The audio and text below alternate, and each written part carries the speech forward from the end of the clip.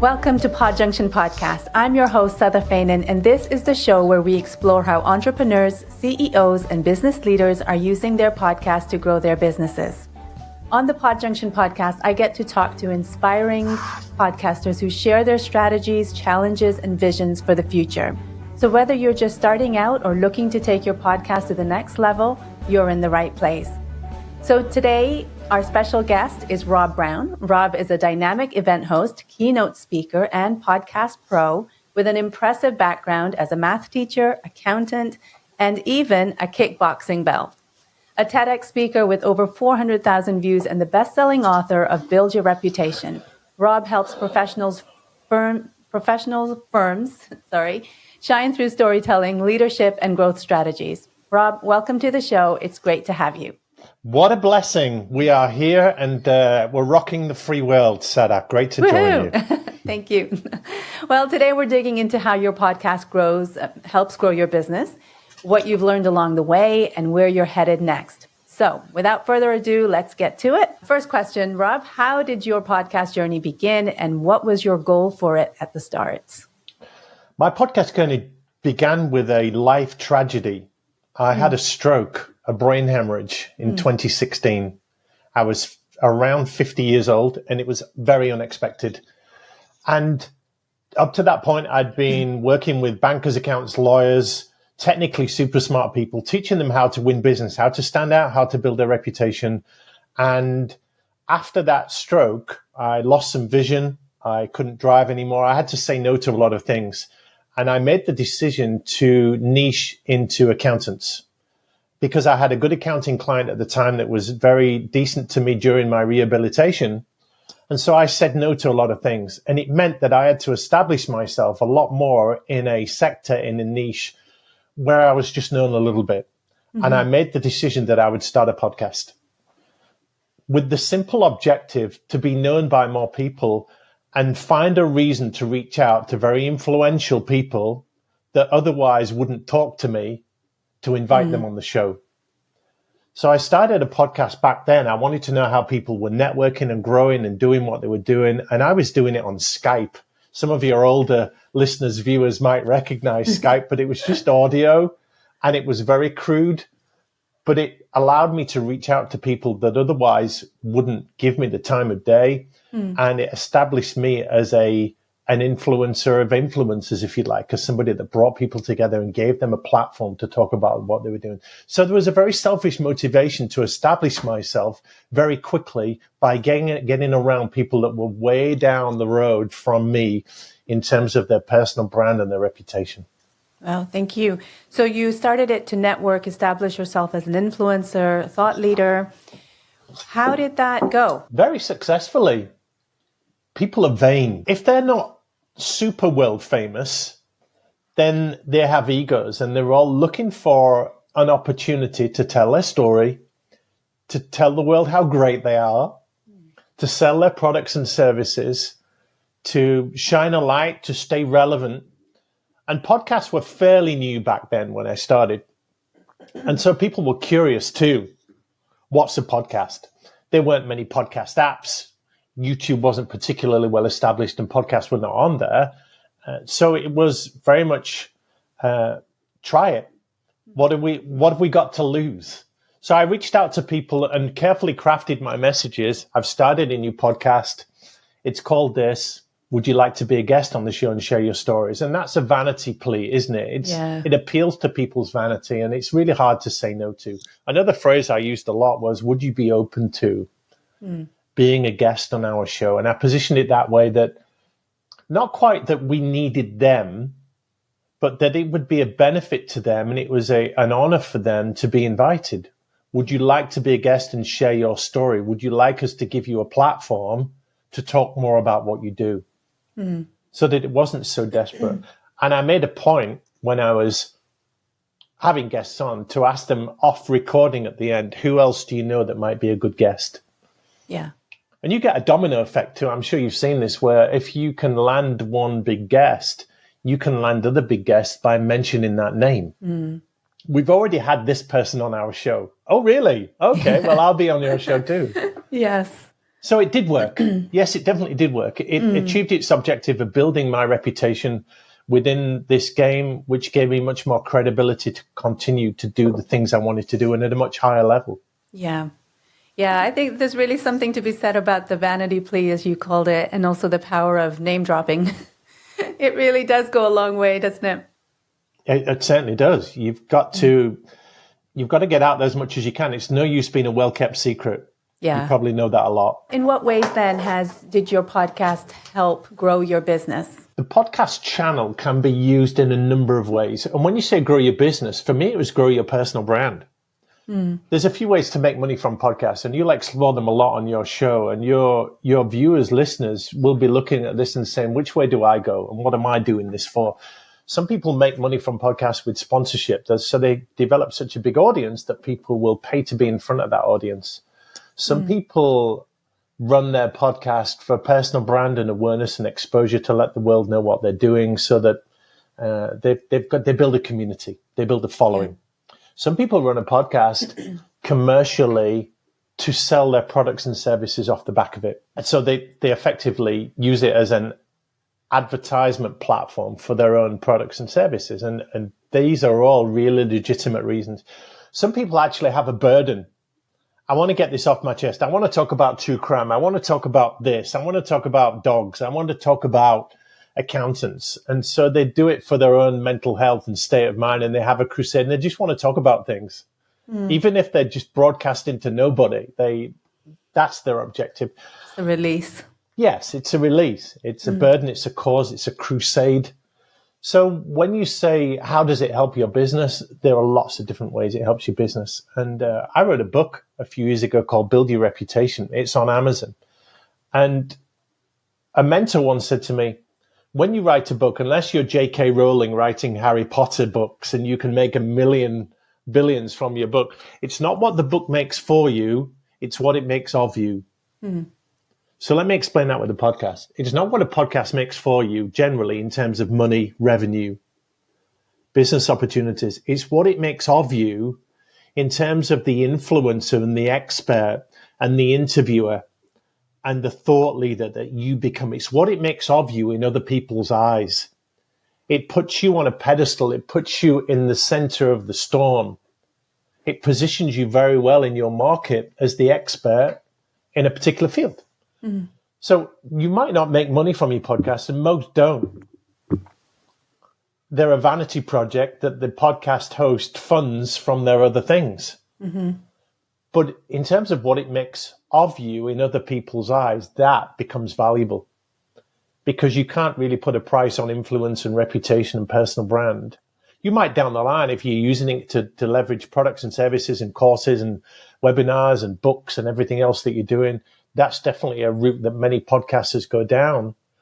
But ultimately, it's what it makes of you, and you become the collector of stories, the interviewer of interesting people, and your personal brand melds into your business brand, and it works well in the fight for attention. We're all in the fight for attention. Yeah. We have small attention spans these days, and there's so many marketing messages and so much noise out there. We are fighting for those eyeballs and those ears and that screen time for a little bit of somebody's brain and somebody's attention. And a podcast is such a great vehicle for that in terms of what you can do with it. You have every chance. It's no good being great at what you do, but a well-kept secret. Because being anonymous doesn't serve anybody's purpose. Your message stays a secret, your products and services stay a secret, and your bank account stays small. Yeah. We can't afford to not shout about what we do, and podcasts are great for that. Yeah, for sure. I really liked what you said about it's not what a podcast makes for you, but what it makes of you. That's really quite insightful. How did you land on that? Well, my mentor was telling me when I wrote my book, he said, don't expect this book to make you millions. Don't expect this book to make you thousands. Don't expect this book to sell thousands. It might do, and that's great. But in terms of your audience, the book will be a business card to get you the speaking engagements and the training contracts and the bookings and the course uptakes and selling your other products and services. That's what your book will do for you. It will open doors for you. you won't make much money from your book. In the same way people won't make much money from a podcast, it probably costs them to run a podcast. You know what goes on behind the scenes of putting on a successful podcast, which is why people need you and what you're doing at Podjunction to do all of that for them. Because anyone can start, but keeping it going and keeping it high quality, that's where people like you come in to help people like me. So podcasts cost money. Quality podcasts do. And so you need to fund that, but your podcast in and of itself won't make money. Mm-hmm. But the things that come on the back of a podcast will generally make you money if you do it right, at least to wash its face and be cost neutral. Yeah, no, that's great. Thank you for sharing that. So you said your podcast was a huge success and continues to be a success. Let's define success for a moment, because when you say huge success, you're giving me an enormous amount of credit that might not be deserved. What is success for a podcast? We've heard of the term pod fade.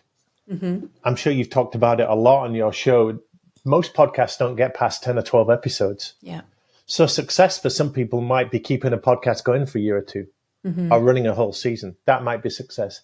Just doing one episode might be a success for somebody. Making it cost neutral might be a success for somebody. Selling something off the back of it or landing a marquee high profile guest might be a success. Doing your own episodes and learning the skills to be on camera or be on a microphone might be a success. So there are so many different ways to define success. Some podcasters have millions of followers, but that's not enough for them. Some podcasts have 100 followers and that's all they need. So it's very subjective, isn't it, success? Yeah. And for one person, success wouldn't even touch the sides. We all set different goals. So when I say mine was a success, it was a success in terms of getting me the leverage and the reputation in the industry that I needed that would make other things happen for me. I started to get speaking engagements. I started to get training contracts. I started to build out a formidable high-level network. I started to get higher quality guests on the back of the guests I'd already landed on the show. So good names lead to more good names. It's that FOMO. Mm-hmm. Guests don't want to turn down a spot on your show if somebody else they know has already said yes, because they don't want to miss out on whatever it is you offered. And you get a reputation too for being a great host. If you've got an interview-based show, and not all shows are interview-based, I've actually started doing more shows that are just solo ones with Rob Brown, so that I am the expert and not me just interviewing the expert. Mm-hmm. But success, yes, ultimately is defined in so many ways. So yes, it was a success for me that it helped me break into a niche much more deeply with much more credibility and authority that allowed me to do different things. For other people, it might be different. Yeah, no, that's fair. And thank you for defining that actually and just clarifying those things. And I guess it's something that would keep changing and moving with you, right? So as soon as you accomplish one thing, you're aiming for the next goal. Yeah, we set milestones, don't we? All the business people listening, watching you right now, they'll have their own goals, and some of them will be in multi-million-pound businesses, and some will be in smaller businesses than that. So the goals are all different and all subjective, and it's important they don't make my goal their goal. Yes, because what you're striving for is different to what I'm striving for. But the question they should be asking themselves is, if I start a podcast or keep this podcast going, or I move my podcast up a level by bringing Podjunction in, for example, that's a commercial decision. Mm-hmm. How does that raise my game? How does that take us to the next level? Yeah. And what new goals can we define on the back of that would constitute success for us? Rob, what would you say have been some of the toughest challenges then with your podcast and using it as a growth tool? Certainly one of the trends that I've seen happening over the last few years. Our podcast exploded during COVID, but then most people's did because people are isolated and they're out walking dogs on their own and no commutes and things like that. However, we've seen the explosion of video with TikTok and Instagram and platforms like this. And podcasting, we found, has been less of an audio medium and more of a video medium. Mm-hmm. More podcasts are found and consumed on YouTube now than any other platform, more than Apple, more than Spotify, more than all of the apps, more than websites. So that's a trend that we have to play into. That's been challenging in that for many years, I just did it on audio. I didn't have a video project. I didn't have a video product, a video channel. So we've had to morph that, and we've had to upskill. I recorded for 2 years on Zoom. There's nothing wrong with recording on Zoom, but you'll know it's a meeting platform and not a video recording platform. Mm-hmm. We're on Riverside right now. Other platforms are available, but it creates a high quality recording because you know that this doesn't just go out as an audio, it goes out as a video. Mm-hmm. And you create video snippets and shorts and everything else from that. So we need constantly to be adapting to the technology, the new microphones, the new lightings, the new backdrops. They don't need to be Hollywood production setup, but they need to be higher quality and moving with the time. So that's been challenging, how we morphed into more of a video product that we purposed as an audio. So we still put it out on the audio podcast and people still listen to it, but our audience is growing more on YouTube than it is on the audio channels. So that's been a challenge. Mm-hmm. If I may mention another one. Yeah, of course. Endurance. Mm-hmm. We put out a weekly show. At one period, I was putting out a show every day for different podcasts. Mm. And it's a huge amount of work behind the scenes. Yeah. The spreadsheets we were running, the schedules we were running, the guests we were curating, all of the things behind the scenes, liaising with guests, setting questions, scoping out shows, finding things to talk about, promoting the shows. There's such a lot that you guys at Podjunction will do really well for your clients that people watching this would do well to outsource to you, because the more you get into podcasting, like anything, the more there is to know and the more there is to do. So you've got to be careful about not just being a podcaster, but building a podcast team. Yeah. That's been challenging as well, and getting good people around you that understand you, that get your brand, that are going the way you want to go, that appreciate how you want to put yourself out there, and they're a representation of your brand. They're an ambassador of your brand. You do this really well for your clients in that you take what they create and make it consumable. You make it found. You put it out there in a consumable format that gets engagement and that gets attention and that grows. So getting a podcast team around you is another phase of the process beyond you just doing it in a back bedroom with a microphone or at your kitchen table. So getting on top of the technology, getting on top of the new platforms and channels and outlets for your show, building up a podcast team, honing the processes and procedures that make your show happen. And another challenge I might add is becoming the subject of the show myself rather than just being the interviewer. Mm. It's very safe to start off being an interviewer because it's not about you. All you can do is ask the questions and somebody else has all the answers. Yeah. So to become that person doing your own show, I found that quite difficult, even though I was comfortable at presenting and I knew what I was talking about. It's finding your own cadence, your own style, and your own self-worth to say, can I do a show for 10, 15 minutes where it's just me talking? Will people watch that? Will they listen to that? Is that of value? How do I put that show together? It's much easier bringing on a guest. Hi, I'm Rob Brown, host of the show. Today our guest is, and we're going to talk about, that's easy. Because the spotlight is not on you and it's up to the guest to provide value. Yeah. So that's been another challenge. We moved from all shows being interviewed to maybe 4 out of 5 shows were interview, then 3 out of 5, 2 out of 5, and then maybe one show a month is an interview based and the other is Rob Brown. Yeah. And weekly shows, monthly shows, finding the cadence, doing seasons, being more strategic with the show. Rather than, right, what should we talk about next week? Yeah. And building in a lead time where our shows are recorded now a couple of months in advance. And here's another point to mention. Podcasts are evergreen. So you'll appreciate, Sadaf, that people will listen to podcasts of you and your clients from months ago, from years ago. They'll pick up the show and they'll scroll back through previous episodes and say, oh, I like that. And they'll listen to old episodes. So doing the newsy type stuff this is what's happening today. That's not relevant next week, next month, next year. So we try and put stuff out there that's evergreen, that will resonate to people that listen in a year from now. Now, some things you have to be topical on and talk about the now. But wherever possible, we found the secret sauce for our show is to be putting out content that will be relevant in months and even a year or two from now. Maybe not more than that. The world's changing fast. But not being too topical, not being too relevant. And that's not being prescriptive. I urge your people, if they want to do a news-based, here's what's happening now, here's the trends, speaking into immediate things, that might be their style. Go for that.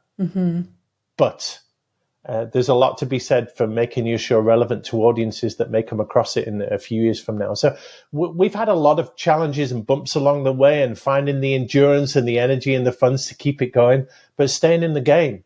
Yeah. And I assume that's been rewarding to see all those challenges through and overcome them. The morphing, what did you say? You talked about the morphing, upskilling, the endurance, the team. The reinvention, keeping it relevant, keeping yourself invigorated. Yeah. Because if you lose the passion for the project, then the podcast is ended. And many podcasts end because people just lose the will to do them. Yeah. And that's okay. Not everything's forever. Some things might be just for a season, just for a moment in time. Podcasts start up to go with a particular topic, and when that topic dries up, the podcast ends, but it serves a purpose. Yeah. And so that's why podcasts are so varied. There is no one formula. There is no one way. There is no one style. There is no one format. And the beauty of you and what you're doing with Podjunction is you're giving people a lot of the options and the strategies and the different ways to do it, the choices, much of which you will do for them. But it's overwhelming. It's not just as simple as turning on a microphone and a webcam and speaking, because what do you do after that? You're just making more noise. So do it purposefully, get some good advice. Talk to people around you, talk to people you trust, talk to people like you, and start off on the right foot rather than just starting a podcast. You're starting with some purpose, with some goal, with some strategy, with a plan. That's good practice. And that would save you a lot of heartache down the line, wouldn't it? Yeah, for sure. Rob, you've been so complimentary. Thank you. I liked what you said about the point you made about getting a team around you and having someone who really understands the brand and what you're trying to do and achieve. I was thinking as you were saying that podcasting is quite personal as well, isn't it? Like once you get your podcast up and going, it becomes, because it's attached to you as a host, it can become quite a personal thing. And so you want the comms that go out, all the content that goes out to also reflect you in some sense. Would you say that's right? For sure. It's your baby, isn't it? It is your brand. And as a former high school math teacher, I'm just thinking of, do you remember at school the Venn diagrams, the circles that would overlap? So for a lot of people, when they start a podcast, the business brand, the corporate brand, the company brand is one circle, and the personal brand, the individual, is another circle. And those two circles overlap a lot because you are the business. You are the ambassador of the brand. Everything you say on the show reflects you and your company. You're the owner, you're the founder. It's all about you. If you are a podcaster that works for a bigger organization, then those circles might not overlap so much. The things you talk about will be slightly represented in the company. So, but ultimately, if you are the host, you're the drive behind the show, you're the energy, you're the engine, then it is your baby. It is your brand, and you need ownership of that. And when you bring a team and bring other people in, I'm very careful to ensure people understand what I'm trying to do. And they believe in what I'm trying to do, and they like what I'm trying to do, because I know they'll be a good team member, whether that's salaried or outsourced. I know that it's going to be worth spending money with them and on them and spending time with them. But the other part of ownership is letting go of things, isn't it? Yeah.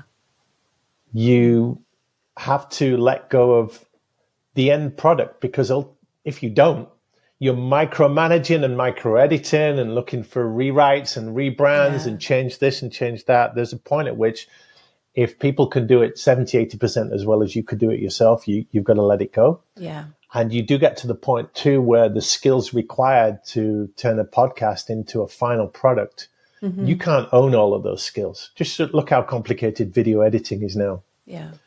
Look how complicated scheduling a show is and scoping out the questions and creating the visuals and the thumbnails and everything else. There's so much more that's involved than used to be with a simple audio Skype type show.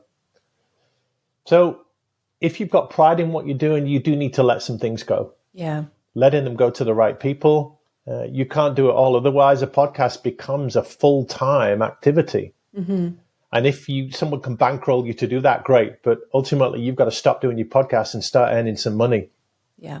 And that means looking after clients, delivering services, creating products, creating intellectual property, all of that stuff. That's probably where the money comes in. And we might go back to that phrase we used earlier.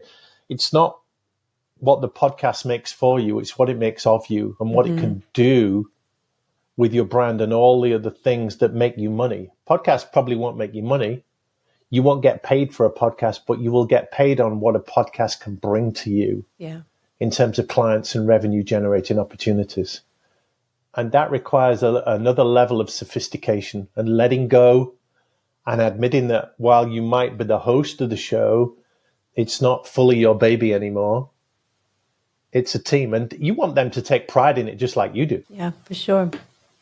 Rob, just going back slightly, we were talking about challenges. That's where we started. And I was just wondering if you could share quickly some of the lessons you learned out of those. Goodness. Lessons learned. Another way of asking that is there anything you might do differently knowing what you know now? Okay. I would have gone to video earlier.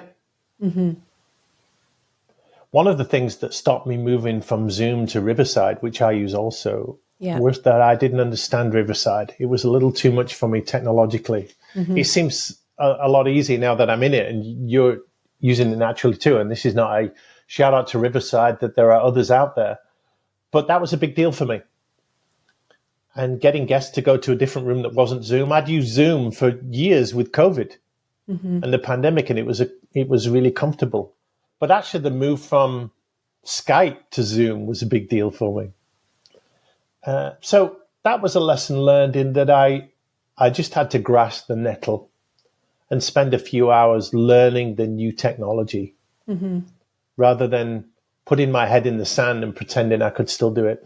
Another thing I had to learn was criticism.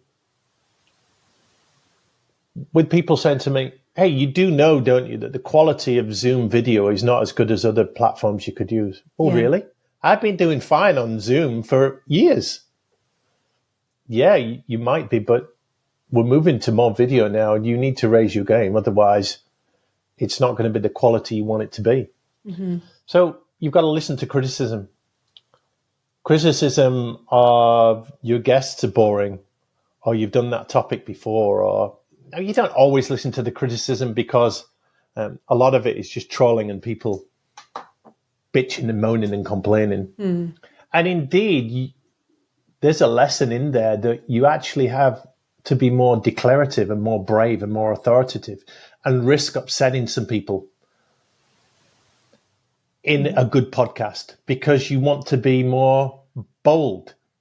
Don't be bland. Don't be vanilla. Don't be beige. Don't play it safe. Put stuff out there that will bite, that will maybe upset a few people, because in upsetting a few people, you'll make a few more people endear to you and love you more. And yeah, I really like this guy. I really like this woman. So you've got to be more bold in your brand and not playing it safe and being willing to change your format and the style of the show. I'll give you an example. The ways we used to start our show was very boring. I'd say something like, hi, it's Rob Brown here, host of the show. We help X to do Y. There's the formula. We help X to do Y. Listen to this show, subscribe on iTunes, and give us a like and subscribe. Our guest today is Jim Bloggs. Jim, tell us a bit about yourself. Hi, Rob. Great to be on the show. And it was just, those 30, 60 seconds was nothing. It wasn't really helpful. It didn't add any value, but it made me feel comfortable. And it made the guest feel comfortable. We don't do that anymore. my introduction for our podcast is something very controversial. I'll give you an example. Okay. Our audience is accountants so I might say at the beginning of the show, no music, no nice introduction music that we used to do, all blended in and all tapered out. We don't do that anymore. I open the show with artificial intelligence is killing accounting. Accountants are going to be extinct in the next 2 years. Jim Bloggs, you're our guest today. Is that true or false? Boom. Yeah. Straight there. Into it. And it's grabbing that hook, the audience's isn't it? attention. Yeah, it's the hook, the compelling hook. It is. You don't want people to drop off after 30 seconds. So that's something I've had to let go of. I used to love the nice music and the outro music and the intro, and I used to edit those myself and phase them in and out and put at the end of the show, you've been listening to the Accounting Influencers podcast. We do this, and you can find us on iTunes and Apple and YouTube and everything. No. When we end the show now, we end the show. Thanks for listening. See you on the next show. Nice. Because people don't want that. They want pure value. They don't want their time wasted. Fluff. Yeah. Yeah, that's fair. So, That's fair. lessons along the way. They're only lessons if you learn from them. You're willing to do something about them. Good But like Madonna and people like that, they keep reinventing themselves, don't they? They keep finding reasons to be relevant and different ways to appeal to different audiences as the world evolves. I don't know if I'll be doing this for much longer. I don't know how long left I've got in the game. Having had the stroke and my health issues, every day is a blessing. God promises tomorrow to nobody. So we're enjoying the journey. While it happens, if our podcast stops tomorrow, the world will still turn. So I'm not too vain to think that the world revolves around our podcast and people are going to be really disappointed. But we're playing a small part in the podcast ecosystem. We're doing our bit. Yeah, no, that's cool. Rob, if you could achieve your dream result from your podcast, what would that look like? A dream result. The audience should know that I've not heard these questions in advance, so things like this put you on the spot. If you have a moment to think about that, you might come up with some very articulate answer. My podcast has already achieved its objective. If I stop tomorrow, I'll be happy. And the objective is that it's given me a much deeper network and credibility with lots of super interesting and important people. So I would have no regrets about the show ending next week. And that's a nice place to be in. Maybe I've earned that after doing it for 7-8 years. I wouldn't want to answer that question by saying we want 10,000 followers or this many lifetime downloads. If people say, Rob Brown, great interviewer, did a great podcast for a few years. I was interviewed by Rob Brown. I enjoyed being a guest on the show. Rob Brown gave me a little bit of impetus to do my own podcast. That's good enough for me. When you get a little bit older, I found your ego gets less. Now, for some people, their ego never stops and it sometimes gets bigger. So there's a flip to that. We look at some of the older celebrities now and they yearn the spotlight still like they always did. But I'm less concerned now about what people think of me as I grow older. Yeah. Maybe some of the younger influencers, you care more about that. And I understand that you're building your brand, but I've been doing this a while now. And it's not that I could care less what people think. It's always nice to get great encouragement on the show. I listen to the show. I like it. But it's less about Rob Brown and it's more about keeping the show going. Yeah. When we started, you said your goal was to network and establish yourself. And it sounds like, as you say, you've already achieved that. And nice to hear you say no regrets. That's nice. That's refreshing.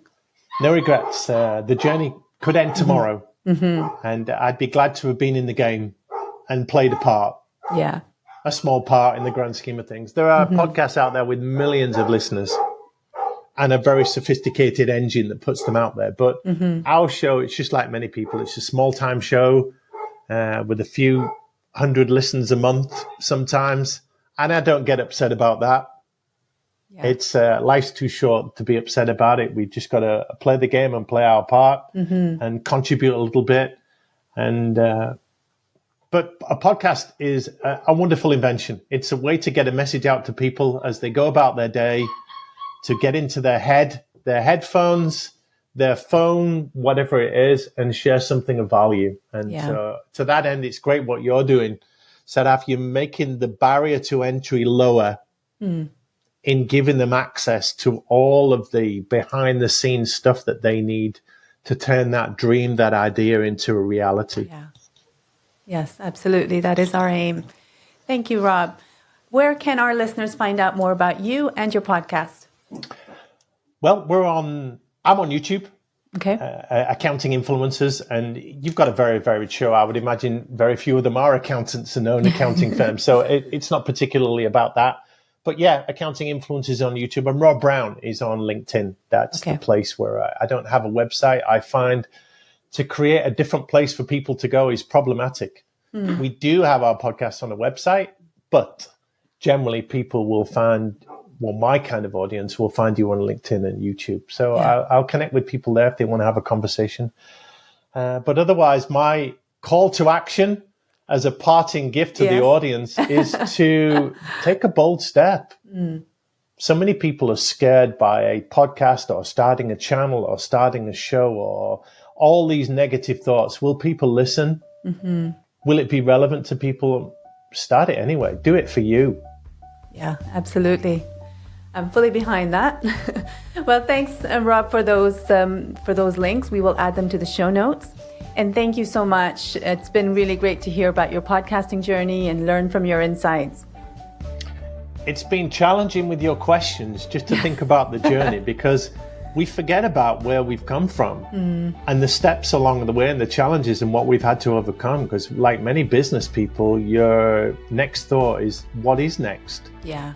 What's tomorrow? And we forget about what was done yesterday and the years before. So it's been lovely to reflect on our journey and where I've come from with the show and what I've overcome. And that's life, isn't it? It's a series of overcoming obstacles and taking the wins. So for sure. Thank you for having me involved. No problem. Well, that's a wrap on another great conversation. A huge thanks to Rob for joining us and sharing his inspiring journey. Thanks for tuning in to the Podjunction Podcast. For transcripts or show notes, head over to podjunction.com. And if you enjoyed today's episode, don't forget to subscribe so you never miss a conversation. And if you're ready to grow your business through podcasting, I'd love to help. Please feel free to reach out to me anytime on LinkedIn at Sadaf Fainan. So from Rob and I, thanks for listening and bye for now.